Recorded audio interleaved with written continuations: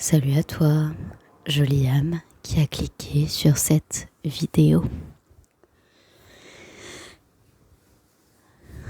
Avant de commencer, prenons le temps de respirer lentement et profondément en se tenant droit, en relâchant les épaules, la nuque et tout le dos.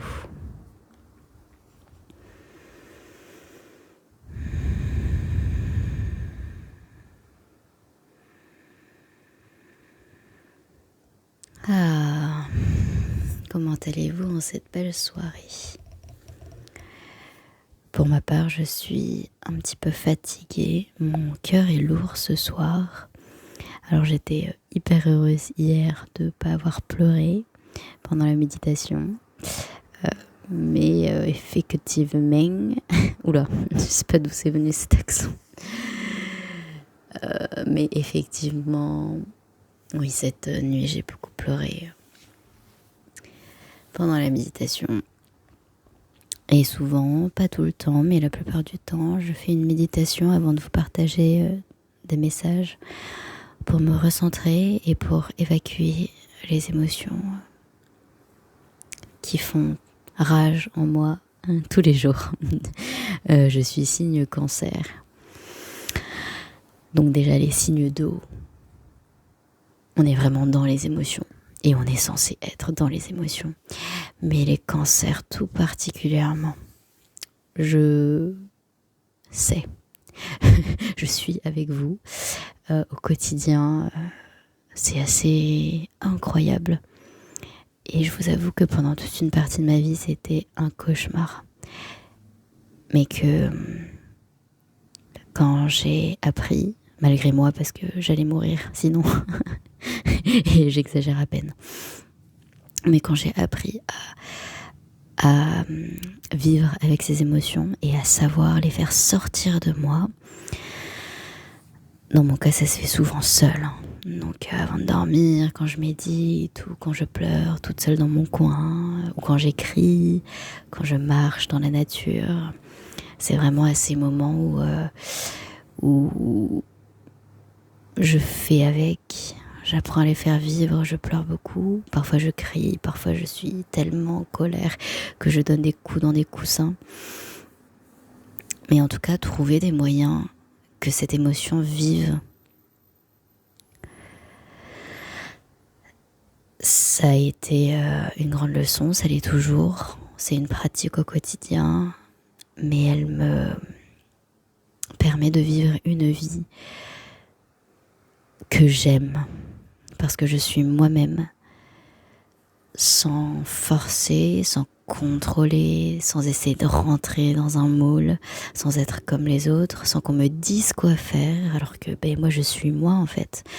C'est moi qui teste, qui essaye, qui fait des erreurs, qui réussit aussi à vivre en tant que moi. Et depuis quelques années où je fais cet effort, où ça fonctionne, à des moments, et où ça ne fonctionne pas du tout à d'autres moments, et j'ai vraiment l'impression de vivre ma vie. Je ne prends pas de médicaments, j'ai un quotidien qui me correspond à moi, des activités qui me correspondent, un travail qui me correspond et qui est tout sauf conventionnel. Et pourtant, je suis passée par le schéma très classique des études et des études très contraignantes dans les meilleures facs.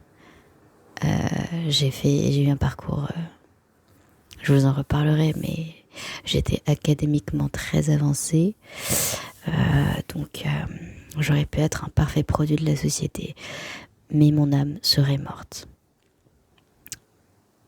Et j'ai l'impression qu'on est beaucoup dans ce cas-là. Et peut-être avez-vous suivi une trajectoire comme la mienne où à un moment donné vous avez dit stop et vous avez repris votre vie en main Et reprendre sa vie en main veut rarement dire faire ce que les gens autour de nous veulent qu'on fasse. Donc ça passe par d'autres épreuves, bien sûr. Mais on reparlera tout ça à d'autres moments. Pour ce soir,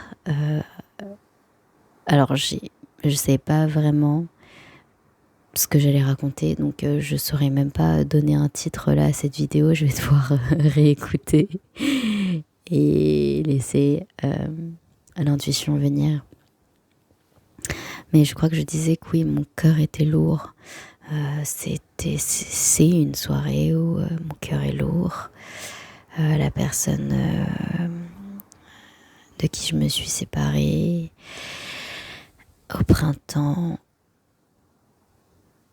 est toujours là quelque part.